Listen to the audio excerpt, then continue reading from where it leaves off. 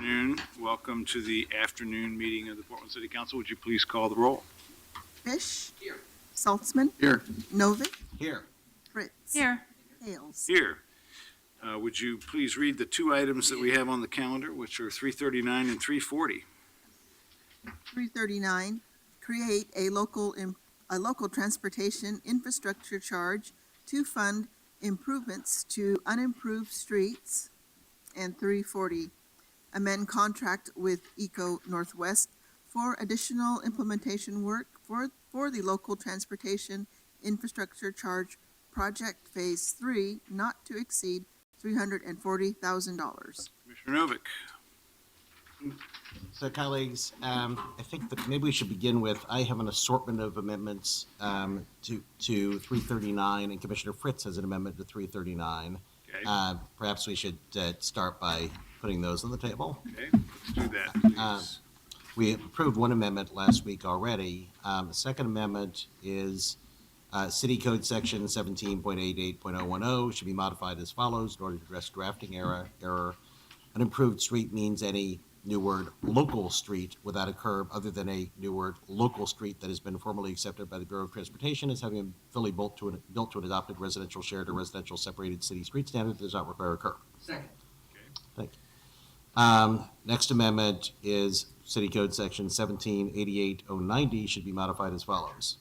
An applicant for a new language, new single-family residential, end of amendment, building permit for, instead of a single-family home, a project of two or more units.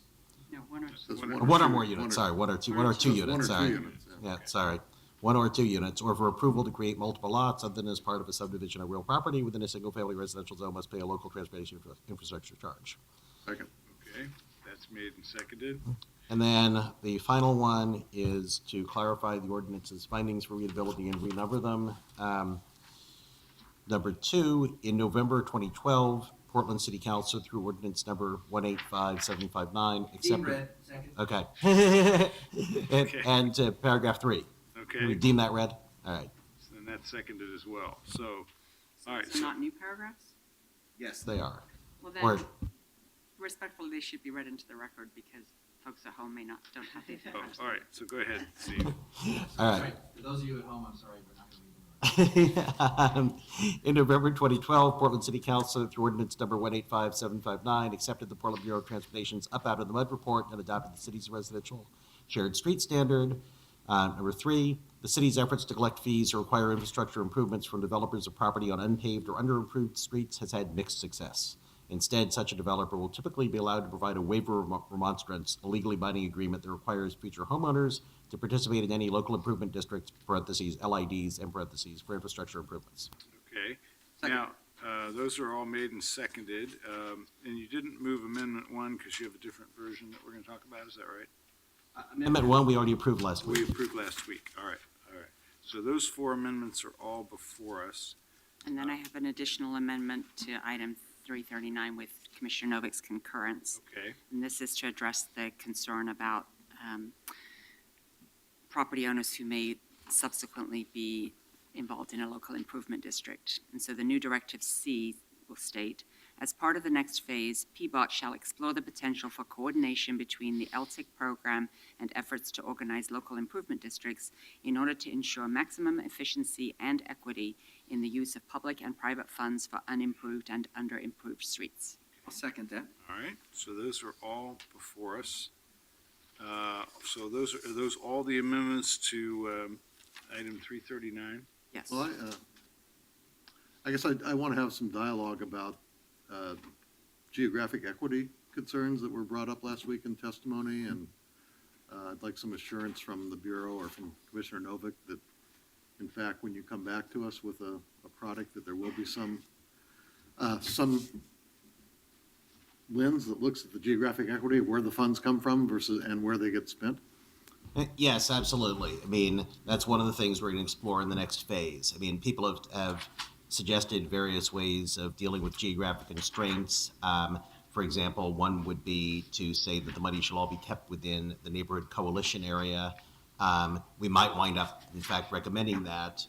One reason we want to think think about it for a while, is you might wind up in a situation where the most obvious place to spend this kind of money near the place where the fee was paid is actually a quarter of a mile away, just happens to be across the neighborhood coalition boundary. So it may be that we'll conclude that, there's no other way to do it, but we want to have some discussion about what the appropriate geographic constraints should be. So those will be explicitly discussed and Absolutely. brought back to us for recommendations. Absolutely. With recommendations, okay. Commissioner Novick, are Novick amendments 2, 3, and 4, and the Fritz amendment, are those have all been cleared with both of you? Yes. And so, Mayor, I don't think there's an objection on the council, so. I think we can go ahead and take action to accept all those No, amendments. we've already put them on the table, so we hear testimony and then we vote on them after the Sorry. testimony. Okay. I move to reconsider. We've been doing way too much parliamentary stuff here lately for some reason. Does anyone want to speak on these proposed Well, amendments? There's also what I want to just put out for consideration on the emergency ordinance for 340. I understand Commissioner Novick's going to just hold that over for voting on next week. My concern is that in the scope of work with Eco Northwest, the public outreach is pretty limited to people who live or own property on problem streets as defined in the process. And there are wider neighborhood concerns beyond people who live on streets without curbs, including people who live on streets with curbs but no sidewalks. So I've discussed this with Commissioner Novick. His intent is to amend that scope of work. I don't know whether it needs to be done by next week, or is that just something that we can, that you can direct the Bureau to do? I think we can direct the Bureau to do it. I've just talked with Bureau staff and with Eco Northwest about that. This was inartfully drafted, and the intent is, as you suggested. So we can either, when we vote next week, direct the Bureau to do what we intended them to do to begin with, or maybe let's do that. Yeah, we can add that next week because it's an emergency anyway. And then that can also clarify that it's going to take into account previously adopted plans like the Cali Concordia plan, like the East Portland in Motion, the various Southwest neighborhoods prioritization lists that the council's already accepted. And that needs to be part of going into, we already know this, we don't have to re-explore what are the priority arterials, for example, in Southwest, because there's been a process to do that. All right, so we have at least one person that wants to speak on these proposed amendments, maybe a couple. Come on up if you would like to speak about these amendments, and we'll, I show Martha Johnston and Tom Karwaki. okay, come on up, please.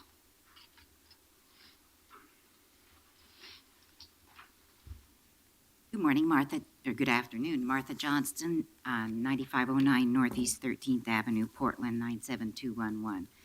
Again, I'm representing myself as a person in the neighborhood that is directly affected by this.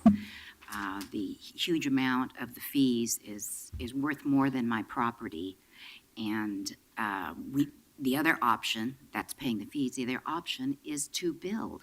But we're in a zone that is the drainage district amendment that was put forth by our neighborhood association as a request did not appear today, and that disappoints us as a neighborhood. But what that does is it leaves us no other option but to pay into the fund unless we develop an area that is very precarious on the flooding issues and has a huge amount of recreationalists, bicyclists, horseback riding, joggers, the whole bit that use the wide shoulders. We're flatlanders in our drainage district. It's a bowl, as you probably all well know.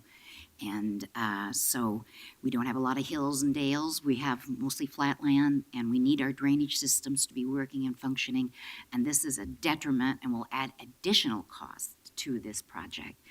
And so I ask that you vote no on this amendment and send it back for reconsideration and announce to the 7,000 affected property owners that this proposal is being done, which it was never done. Thank you so much. Any questions I can answer for you? So, thank you very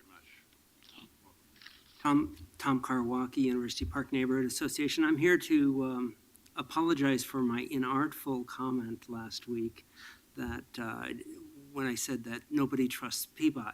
What they don't trust is the idea of having a tax or a fee and not knowing what it's going to be used for. And no one would like to have a idea that maybe they wait 18 months. That was, I think, the concern. So I hope that solves that issue and concern. I think it is an issue of equity that we've raised. If a drainage district or some area is not allowed to have these improvements, curbs, streets, sidewalks, there's a question as to whether they should be, from an equity point of view, whether they should be forced, the property owners should be forced. I think that's something that should be studied a little bit more. All right, thank you both very much. Commissioner, could we have staff up to address that question, please? Sure.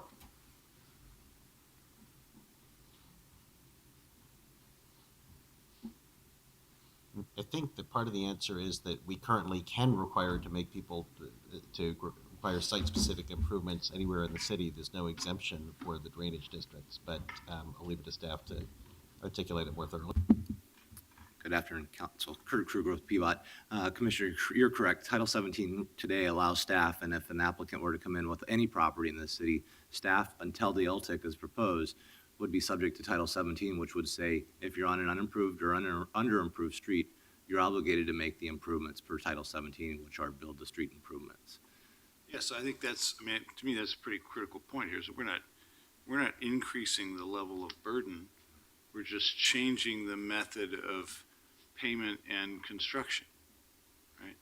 I mean, net result for a property owner or a developer is that you're responsible for the street in front of your property, but we might make this more fungible than that and focus on other local transportation need in the same neighborhood that'll benefit more people than you building your sidewalk. The LTIC simply would make the process less bureaucratic and less time-consuming by allowing a developer to opt into a fee rather than go the permitting process to make the improvements. The only place where it would actually make a difference is where transportation says you have to build it, and the property owner currently can appeal and then get a waiver. And the proposed process has no option for that. So has that been considered as to whether there's any kind of an appeal process?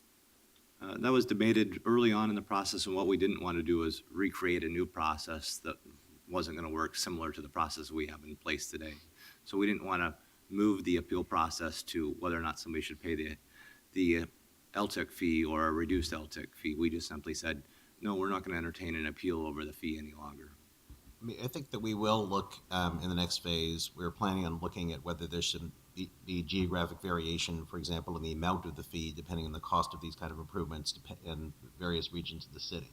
So I think that we'll have a geographic disparities discussion in the next phase. But for right now, yes, everybody, wherever they are, would have to pay the fee unless they elect to do the site-specific improvements. And do property owners who are planning to develop currently pay all of their system development charges with the building permit? Yes. And are any of them is there a financing mechanism for those? There is, if it's a low income, there's a low income waiver, and there's a financing program that I think is a 5 or a 10 or a 20-year option. And that's universal through all the infrastructure bureaus. So again, in the second phase, I think that's something that we should look at as to whether we would have either of those options for this.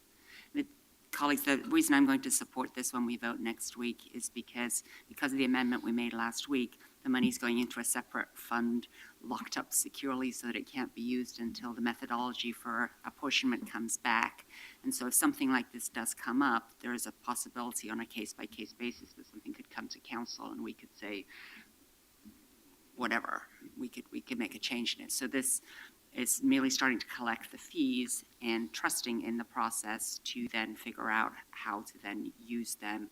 And if it turns out we can't figure out how to use them appropriately, we can say, well, thank you very much, here's your money back, and either build your street or your waiver. So it's, and I do trust the staff who put this together and the leadership and indeed the community organizers and activists who've been so engaged in this process. So I can see us getting to a good outcome, and I think this is a necessary first step. Other questions from staff? All right. Thank you all very much. And so we're going to need to send this forward to second reading, right? We- Because do of we the adopt the amendments. Now we amendments can today? vote on the amendment, We yes. have not yet voted on the I think amendments. it's a Thank you. heightened. Let's hope this allergy attack is over by next week so I can May I remember. propose, Mayor, that we vote first on the Novick amendments and then the Fritz amendment? Okay, I was going to take them as a package, All but right, that came in a package. I move the package. let's do that. I'll second the package. And let's take a vote, please, on the package of all the amendments I've described, which were Steve's amendments 2, 3, and 4, and new Directive C as articulated by Commissioner Fritz. Fish? Thank you to my colleagues for doing the hard work of working out the issues and the differences so that we have consensus amendments. A lot of hard work went into this, and I will reserve my remarks on the merits of this package till next week. Aye. Saltzman? Aye. Novick? Thanks very much to Kurt and Christine and Bill and the Eco Northwest team and Marianne Fitzgerald and all of the other community members who've worked on this issue for a very long time. Really, really appreciate it. And next week, we can have a big fat celebration. Aye. Fritz? I'll be happy to take part in that celebration. I will also note that the connecting door between my office and Commissioner Novick's has been opened and closed many times more this term than it was in my first term. And indeed, as I greatly value the amount of collaboration and communication between your staff and mine as well in getting to this point. Aye. Hales? Good work. Aye. Okay, and then item 340, are there any amendments to that? It's gonna move to- I know it's going to move to next week, but there's no further work to be done on that? Right. Okay, so we're setting that over to next week, and we'll take action on both of them at the same time, and we are adjourned.